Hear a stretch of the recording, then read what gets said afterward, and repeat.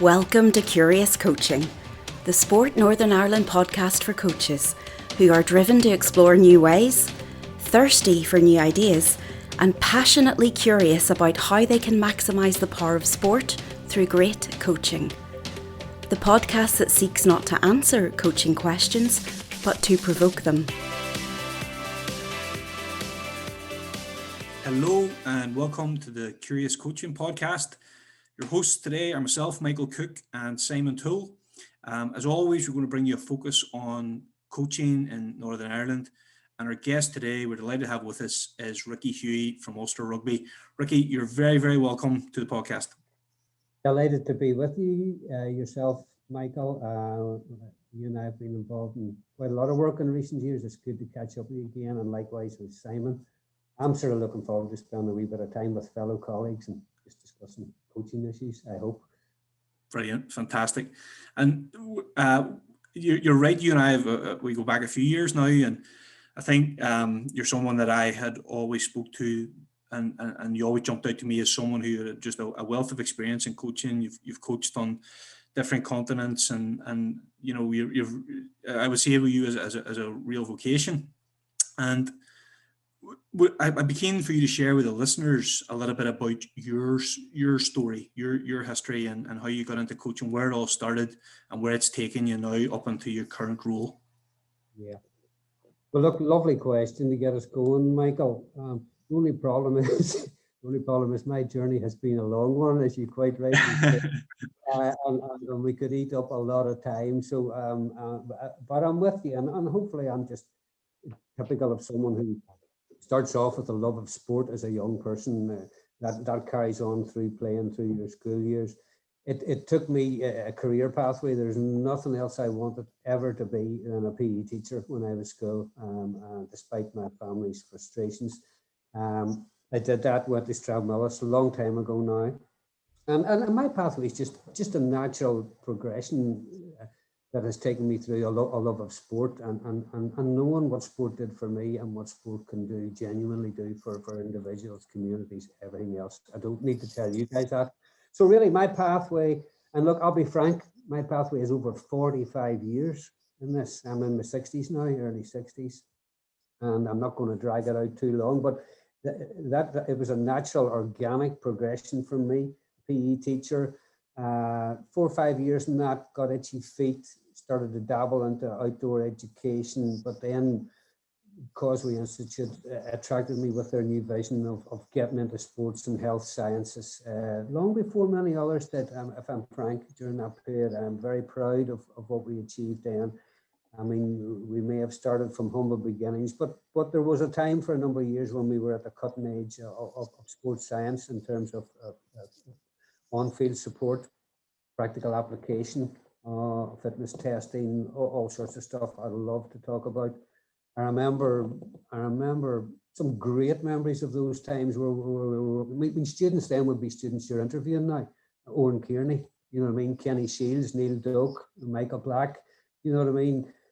They were in the field, they were practitioners, and they were coming in to get a wee bit of more academic background and support, as opposed to students just coming through the natural age pathway of college, university, etc. So it was really exciting times, and you know, I remember working with Irish League football teams way ahead of anyone else on fitness testing.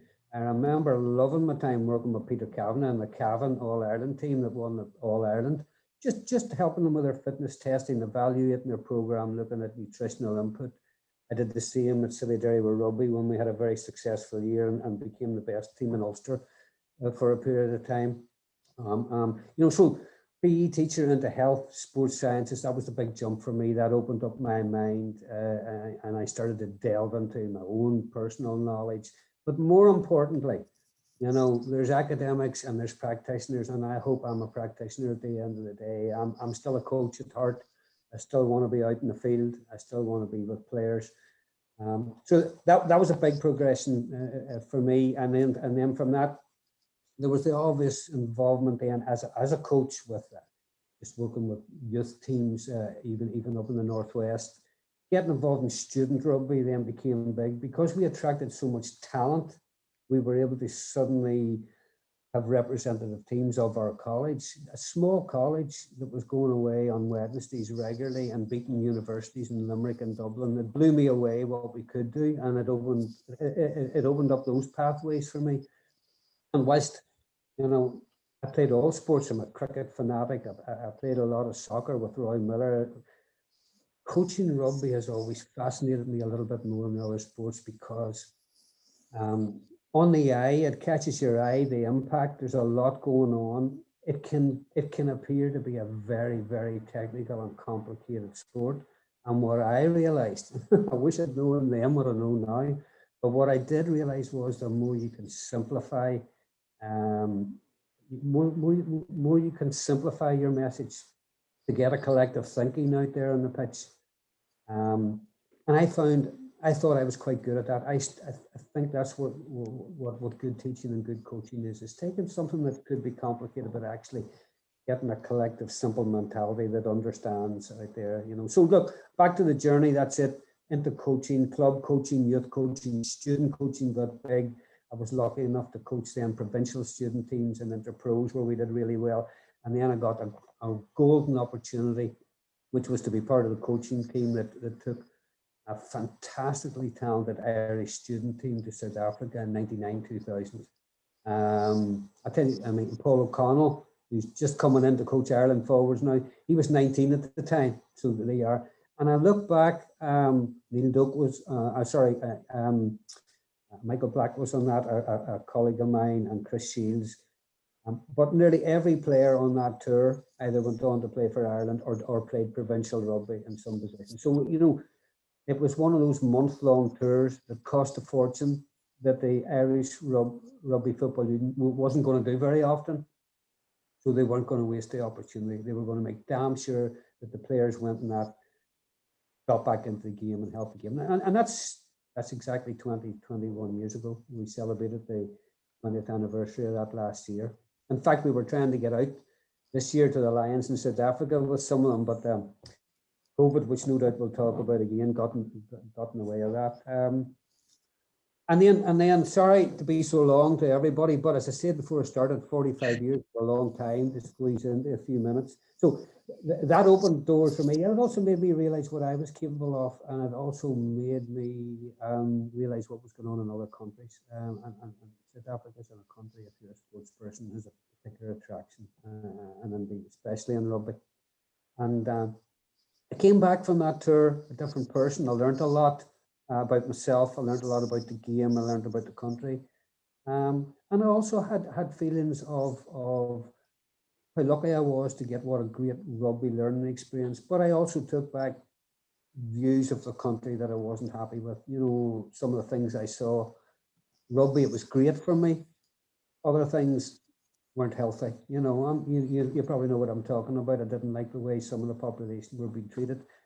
And I actually came back and did something about that. I had built up a relationship with the Sharks in Durban, fantastic Super Rugby franchise, way ahead of anything we had. They were the only team to beat us in that tour. Their under 21s beat our national team.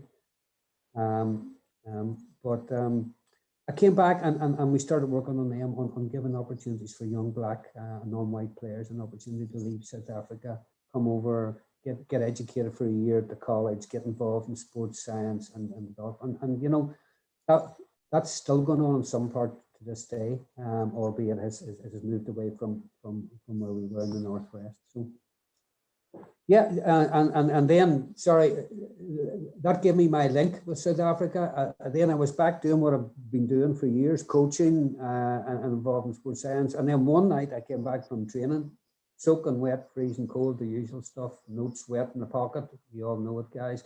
And my wife says to me, she says, how do you fancy going to South Africa here? I said, what are you talking about? She says, the Sharks are just off the phone. They're headhunting, they're wanting you to set up a new academy system in South Africa. You fit the bill, they know you, you're objective in terms of politics going out there. And I thought, what the hell, you know? And I was just approaching 50, guys, you know? How many seconds did you take to do that up? In my head, one. And then when it sank in, the practicalities of doing it, look, my employers were great. We decided to go for a year. I was out there 6 months, and I was sending requests saying, no, I'm staying here. But my wife was fantastic. My kids had sort of grown up at that stage. It was a good time to go. I mean, there's only 2 times you can go: before the kids are born, or after the kids have spent all your money, for want of a better word. And so we went, but the one condition was she would come and support me, and she was fantastic. That we would always return home as soon as the grandchildren arrived. So after 7, 8 brilliant years in South Africa, bingo, the grandchildren arrived, and I had to honour my side of the commitment and return home. And I've thrown him a lot since I come back with Ulster Rugby in any way I can. Okay, long-winded answer, but there you are. It's all about just letting things happen organically, and being lucky enough to be given opportunities along the way. I think that's key. You need a lot of luck along the road. And thank you for sharing that, Ricky. And you actually did really well to put 40 years into minutes there. So I'm impressed.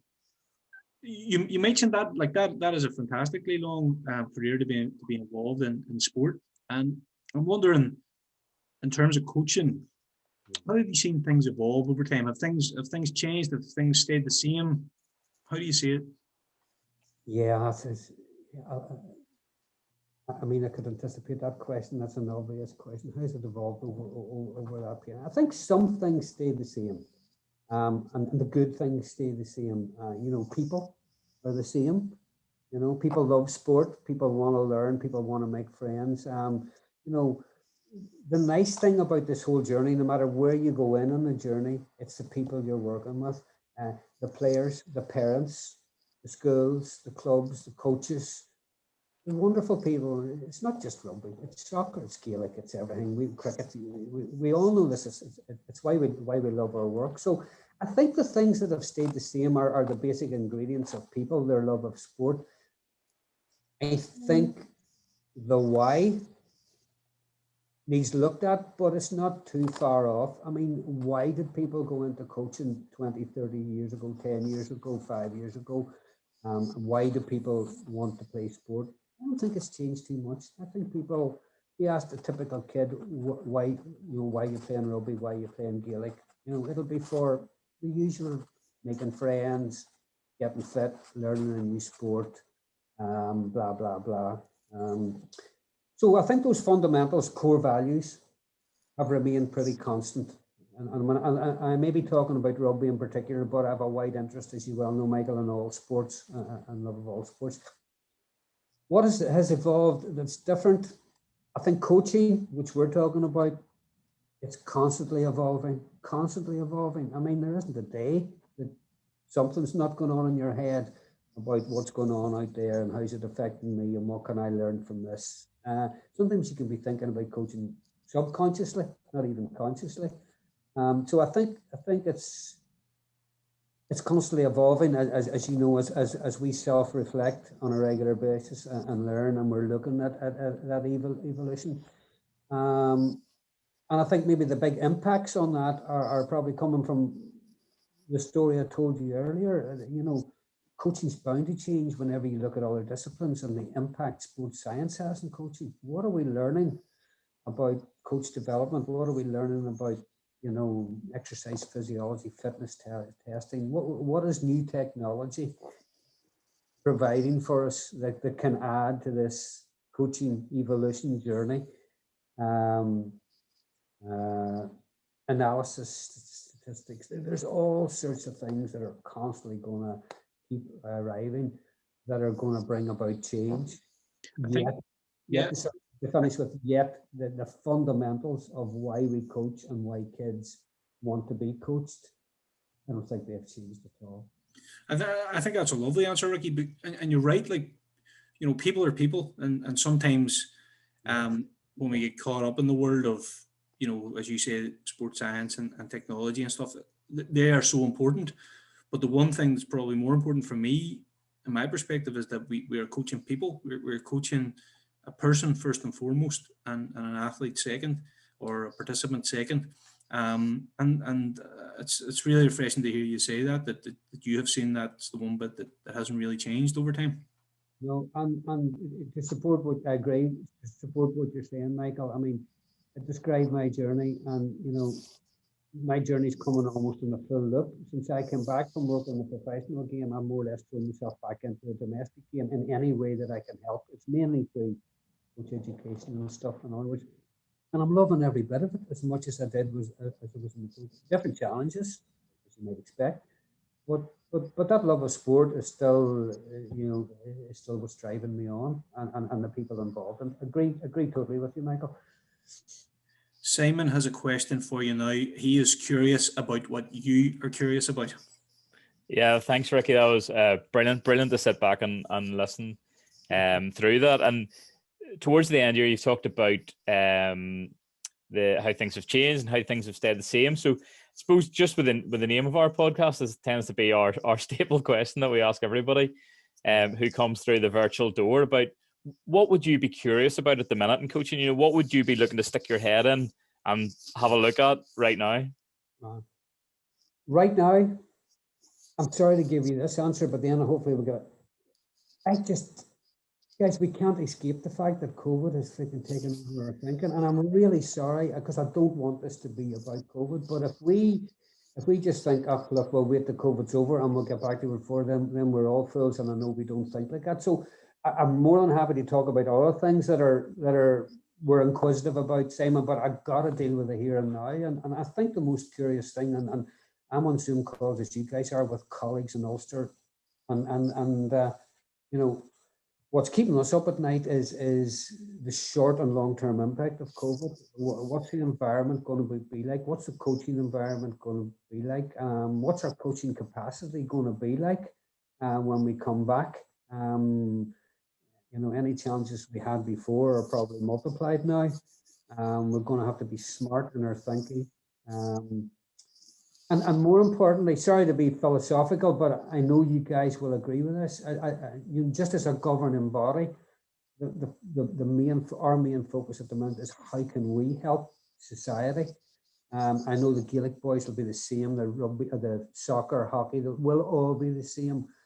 How can we all play our part to heal society, get over this crazy pandemic, and get back to whatever it is we want to get back to? Don't know yet what that is. So it's not a great answer for you, but it's an honest answer, Simon. At the minute, that's sort of what we're curious about at the minute. Returning to a safe environment and an enjoyable one. And Ricky, I don't think it's an answer that we need to get away from necessarily at the minute. Obviously, it's a really challenging time, as you have acknowledged, outside of sport and some of the things and challenges that society has is really a struggle. But is there anything that you're thinking in the short term, actually, us as coaches or us as people working on sport can be doing to ensure that our sports are in the best place that they can be coming out of this? And anything long term you think we're likely to have to change because of what's going on at the minute? Look, the first part, Simon, I mean, we haven't been twiddling our thumbs during this period, and I want to pay credit to our own team, our coach education team. From when the impact stopped and schools and clubs weren't allowed to really participate in the way they wanted to, we've been using this time as wisely as we can, because life's frantic all the time, and one of the things we always found was we never had the bleeding time. We never had that white space, that free time to clear up your head and do that self-evaluation of where we were going, either individually or collectively. We always seemed to be on that treadmill of being so busy that we actually never got time ourselves to improve our product, to reflect on what was going well. You know what life's like pre-COVID. Bang, bang, bang, bang, bang. Time was the thing you couldn't get. Now we got time. At least COVID gave us time, and we some exceptional leadership going on in Ulster Rugby. We've got 3 new people in over the last couple of years. We've a new CEO, Johnny Petrie, and we've got a new coach in Dan McFarland. It's fairly evident already their impact. And we've got a new manager of development, Gavin Hall, the lovely guy. And you know, we personally speaking, I think we've got 3 great guys in there coming in to start driving us forward, and we weren't going to waste this opportunity. So we've been looking at the technical side of the game, how we can make improvements there. We've been doing a vast amount of work in improving our coach education system in terms of updating content. We also had to look at not just changing and improving content, but trying to make that content an online content. And I'm sure you guys have discovered as sports people, online content for a practical sport isn't the perfect marriage. But would I tell you, you know, I'm pretty pleased what we've done. I'm confident. I'm not saying it's great, but I'm saying in the given the conditions we're working under and the number of coaches, you know, that are coming online, not just the traditional coach education courses at stages 1, 2, and even the 3 in high performance that we're running. We've also got, I lost my line of thinking there. We've also picked up on our coach development program, similar. You know, what can we do online there? We're improving our mentorship program. We're actually designing a new type of mentorship, just trusted friend type stuff that we can trickle down knowledge and information. So, you know, we have genuinely used this as an opportunity not to feel sorry for ourselves, but to get out there, as you say, Simon, and say, look, if and when we get back, let's make sure we're ready to support the needs and expectations of players, coaches, parents, schools, etc., and at the same time play our part in improving the physical and mental health of the whole community. No, absolutely. There's definitely big challenges for us all. I think you're right. We've certainly seen that ourselves. Even this podcast actually is a result of COVID, that we actually got around to doing it. Because as you say, we've been talking about it for 4 or 5 years, and all of a sudden, all your normal methods of delivery are taken away from you, and you have to think about different things. So hopefully, there's some good stuff that we can take through, while none of us wouldn't have chosen. For society in general to be going through what it's going through at the minute. Ricky, for me, one of the things you also chatted about when you were giving your introduction, you said actually South Africa was a huge learning opportunity for you, both in terms of it as a country, but also a rugby learning opportunity. And I'm not saying it has to be that opportunity, but is there something that you've experienced across those 45 years you would say, that's the best learning opportunity I've ever experienced? That's what the learning I've got the most from. Yeah, that's a good question, isn't it? I mean, I think there were a couple of occasions during that long journey you talked about that really jump out. And one I've already mentioned. One was moving into other disciplines and using that, and certainly moving to another culture, another country. Hey, that was challenging. You know, I was nervous heading out there. I wasn't heading out to a Mickey Mouse country. I was heading out to the World Champions. You know, traffic flow doesn't work that way. You know, it normally works the other way. You know, so you know, I was a wee bit nervous, but I shouldn't have been worried because it was a fantastic place. But you know, I think yeah, what that made me realize. It made me realize how small a country we are ourselves here, you know, in Ulster and Northern Ireland, you know. Bags of talent. God, we're too humble, you know. We're just too humble as people, you know. If we had big mouths and big egos, we could probably all have better jobs somewhere, but, you know, that's not us by nature. But we're still small guys, and it was the scaling up, you know, so even some of the things that we were doing well, to go and suddenly do it, not do it locally, not do it regionally, not even do it provincially and professionally. I got involved in national programs. So I helped the whole of South Africa with World Rugby, IRB, stroke World Rugby assistants, completely changed their whole coach education system from an ad hoc provincial system to a standardized World Rugby system. We had to take the whole country with us. Real diverse, 14 diverse provinces, 14 provinces. So that was massive, the scaling up of that. I was heavily involved in one of my favorite subjects, which is player welfare. and I'm going to blow a trumpet here for two colleagues of mine, Dr. Wayne Viljoen and Clint Redhead, medical experts from the University of Cape Town, who worked so hard putting together what's called the BoxSmart Player Welfare Safety Program. If you ever get a chance, boxsmart.com, guys, go in and see what can be done in terms of a national program, in terms of educating player welfare, especially in a physical game like rugby. That blew me away. The scale of that blew me away. And to get involved in that and to be working with those guys, I really loved that. I learned an awful lot about that. And sorry, Simon, what I also learned a lot was about myself. You know, I wasn't just working with Afrikaners. I was working with people from the Zulu community. I was working with the Black community. Such a range of people who, a bit like us, are coming out of their own conflict areas, and it was so refreshing to see, contrary to preconceived conceptions, what was really going on there, and the emergence, the very quick emergence of hugely talented pool of non-white players to join the traditional white South African players, that despite the fact that they export players all over the world, they're still the current world champions. You know, so if you can't learn from the country of the world champions, you know, you're a fool.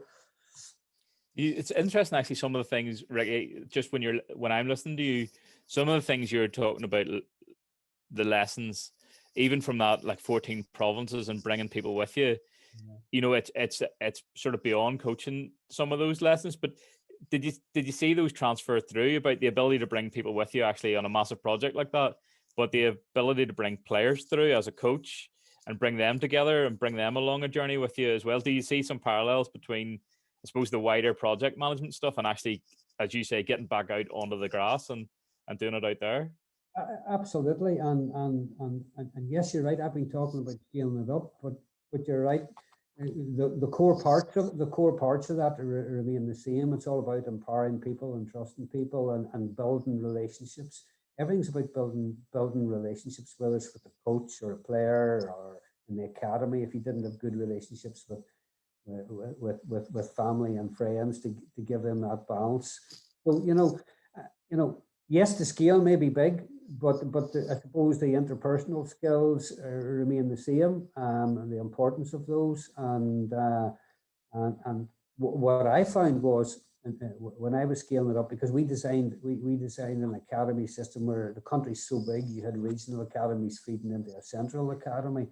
And one of the biggest pleasures I had was being given the responsibility to find the right staff for those academies, the right physios, the right coaches, even the right nutritionists, because they were live-in academies. But all those things, despite the scale, were things that you were still doing back home in Ulster before you left, in terms of your own personal competencies and skills. So I think what I'm saying is it's transferable. The skills are transferable, and the scale just lets you know what's possible out there. And Ricky, you mentioned the connection you have with IRB. Yeah. Obviously, there's a lot of work going on around the world at the minute from maybe more developing countries that aren't traditional rugby powerhouses, if you like. What can they improve, or what have they improved in terms of coaching and that sphere? Yeah. Well, look, first of all, I left out on one of your earlier questions, Simon. You asked me about influences on me, and there's a guy called Mark Harrington. He was head of World Rugby coaching while I was in South Africa. He came out and he taught me. I learned so much from that guy. I did. So I would like to pay tribute. He's now heading up this program, and what I learned about their work is exactly what you're getting at, Michael. Is when you hear rugby, you think of the normal rugby countries. I'm not going to rhyme them off to you. They're all tier one nations that have been playing a long time. We've got some other countries trying to catch up, but that's a different question. Closing the gap between the tiers, that could keep us all day, because the tier one countries have got the capacity to grow quicker. So closing the gap could be a difficult one. But you would be absolutely blown away if you knew the amount of work, the amount of investment, physical resources, human resources, financial resources that World Rugby who, after the profits of World Cups and one thing or another, are investing into countries in the world. I mean, I remember saying to Mark quite some time ago, I remember saying to him, "Hey, what countries do I need to look out for, Mark? What countries are going to come over the hill in one of these few years?" And he reassured me it would be a long time before they come over the hill, because we'll come back to that. He says there's more going on in China and Brazil than there is in other countries, but you won't even hear about that for another 15 or 20 years. That's where they are in terms of building capacity. Clearly, we've got a lot of nations now in Europe that are really working hard. I mean, don't underestimate the quality of rugby in Spain, Portugal, Germany, Estonia, Latvia. There's a lot going on. You just don't hear about it very much. And so the IRB, I mean, what they're doing, along with the country's own departments of sport or whatever they're doing, there's a large investment going on, and it's all about building capacity. And so the IRB would be building capacity, taking best practice in coaching, best practice in officiating and administrating. Administrators need health and safety. They're building capacity and all that. What we need now is for the mother countries involved to start and get some sort of permanent structure in place, from their clubs and schools through to the age groups, that will allow that capacity to go ahead and do its work and bear fruit. But it's a big investment, and it's a long-term investment, guys. And there's an awful lot going on that we don't know about.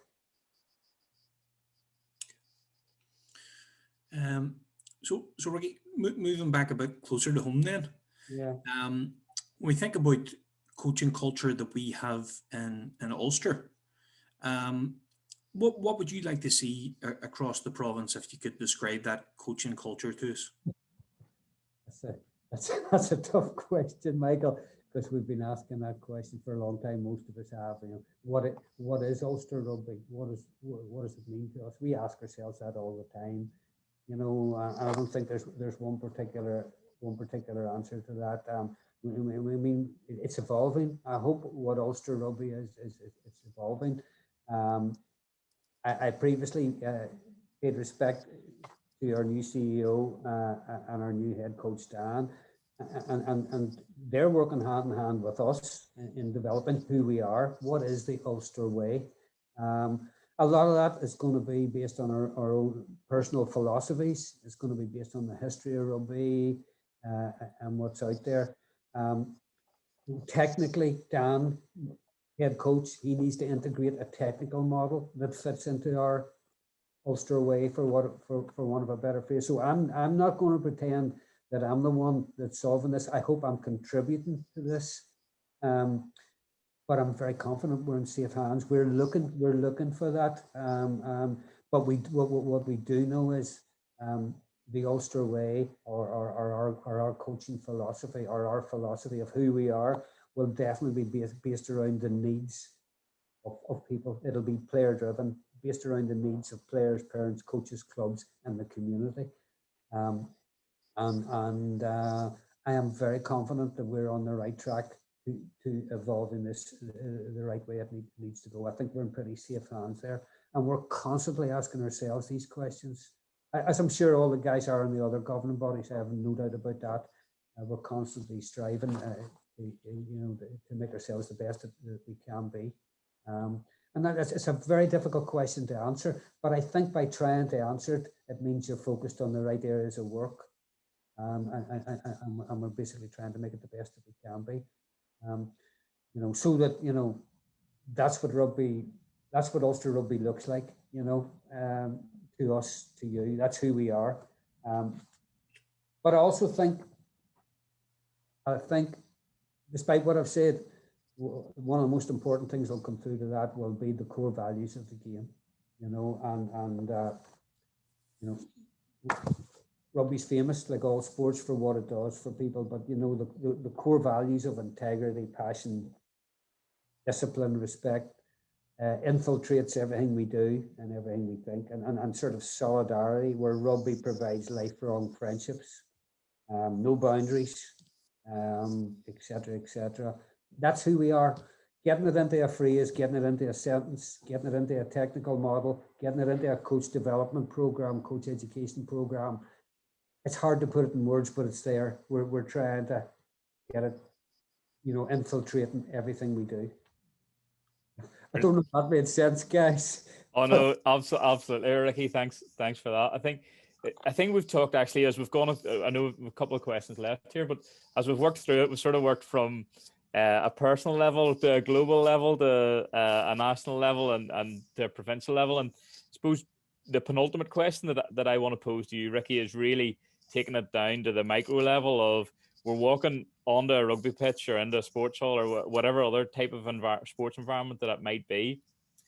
What would you see in a great session, a great coaching session? What would you think? Actually, I've seen it. That's what it is.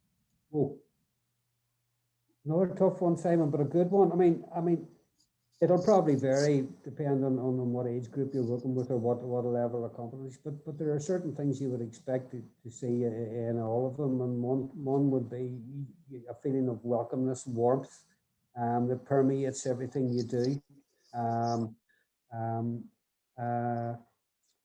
environment where everyone's comfortable, where coaches are happy to challenge players, and players are happy to accept that challenge as part of their development, and they feel empowered along that way.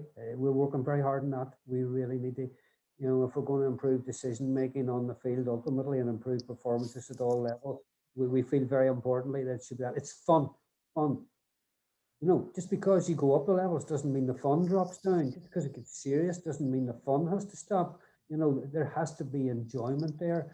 And I mean enjoyment for the coaches as well as enjoyment for the players.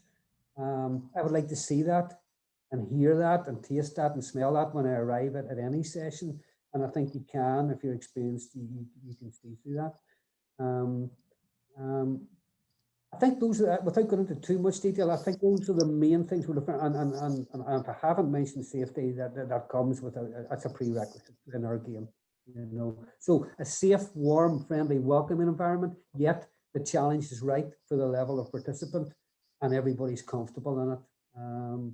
Maybe that's utopia, I don't know, but that's what we're looking for, I think. Brilliant. No, I know the two of us could definitely stand behind and over that. So Ricky, to finish off, it's been absolutely fascinating to listen to you today.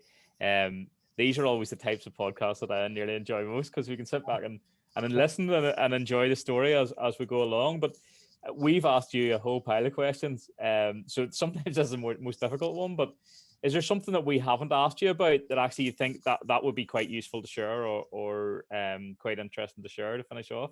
Well, look, thanks for that. It's a chance for me maybe to ask a question or just, in all these years of coaching, is there one wee nugget of advice that I could maybe give coaches out there? There's hundreds of things, but one wee simple thing would be, if you're going to get involved in coaching, brilliant, stick to the why. I found that out recently. Why do you want to coach? There's a reason why you want to coach. Deep down there, we know it. It's probably to give back to your community, give back to your school or club, help the kids or whatever. There's a really good number of reasons why you want to coach. Trust those whys. Go back to those whys and develop your own wee philosophy. I'm not trying to make it complicated. Your own wee philosophy about why you want to coach and the type of coach that you would like to be. Now that will change through time and evolve, but initially it might be as simple as, hey, I want to enjoy coaching and I want my kids to enjoy my coaching. That's going to drive me. And it might evolve into something else as the years go by. Here's the key, I think, to anyone. Don't let others force you into being the type of coach that takes you away from your philosophy. Decide why you're coaching, the type of coach you want to be, and then you take ownership for that. Don't sit back and wait for Michael Cook or you, Simon, or me, or a governing body or a council or someone to set up something that's going to make you a better coach. I think I got a better coach by reading books and asking questions and watching TV and thinking and scribbling notes than I ever did out of anything else. So that would be my advice, would be grab it. You don't have to take my journey. It might be a volunteer journey, but there are similarities, which are, decide who you want to be, and then you go out and take charge of your development. You go out and find out, how can I make myself better at this? And do it. I think that would be my simple advice to most people. Ricky, that's absolutely fantastic. Listen, we just want to thank you for taking the time to chat to us today. You can tell there's a wealth of experience there in the game, both at home here and abroad. And it's been lovely for us to listen to you sharing that, and sharing some of the knowledge and the wisdom that you've picked up along the way. So thank you very much for coming on the podcast on behalf of Simon and myself. Well, look, thank you to both of you guys. Great spending time together, especially during this difficult period. There's no better time than just chatting coaching with colleagues. So look, thanks for the opportunity, and let's hope we all get through this wee period and we come bouncing back stronger than ever. Another really interesting conversation for us with the Curious Coaching podcast. Really good to sit with Ricky for an hour and have a chat through his coaching journey. What were the one or two things that you were really taking away from the conversation? Yeah, look, there was probably more than one or two, but some things that jumped out to me was really around, simplifying the message as coaches. Reminds me of that old phrase, everything should be as simple as possible, but no more simple than that. So you're not oversimplifying it, but keeping it simple and being able to communicate that way. I really liked that. And the other bit was when he spoke about the game had changed and coaching had changed in some ways, but some ways stayed the same. And one of the big things that stayed the same there is around coaching the person in front of you and coaching the person. And, people don't change, basic human characteristics stay the same. And the reasons why people play sport, don't change too widely. And I think there's some truth in that. And I really liked that. I thought that was quite refreshing to hear that. What about you? Did anything jump out for you? Yeah, a couple of, well, as you say, actually more than a couple of things, but the two that I've highlighted here, one was quite a simple message right at the very tail end of the podcast, but I think, as you say, sometimes actually simple messages are the most valuable. When he talked about be yourself as a coach, be your own coach, decide how you want to be as a coach and take control of your own learning. It's in your hands. There's loads of different ways. And he talked about curiosity with questions and all those sorts of things. So I think that was a really nice way to finish the podcast. And for me, the other thing that came across at various different points throughout, in fact, maybe throughout all of it, where clearly Ricky has a really solid moral compass. And he saw that, yes, we can give people great experiences in sport and we can do great things with sport. But actually sport, there's so much of a wider impact that can be made within and beyond sport. And when he touched on I think his thinking around COVID at the minute, or previously in the racial divide in South Africa, and trying to support people who maybe were being disadvantaged in an unjust way. I think that was really of very high moral fibre and sort of summed up the type of person that we were chatting to. Yeah, absolutely. So to finish off then, again, if you've listened to this episode, we really appreciate your time and giving us an hour, and hopefully you've enjoyed listening to Ricky's story and have been able to take some messages away for it yourself. We'll be back in around about a month's time with another edition of the Curious Coaching Podcast. Until then, stay safe and enjoy your coaching if you get a chance to get back out coaching. Thanks very much. Curious Coaching is brought to you by Sport Northern Ireland. We hope that this episode has sparked some curiosity for you and your coaching. The future belongs to the curious.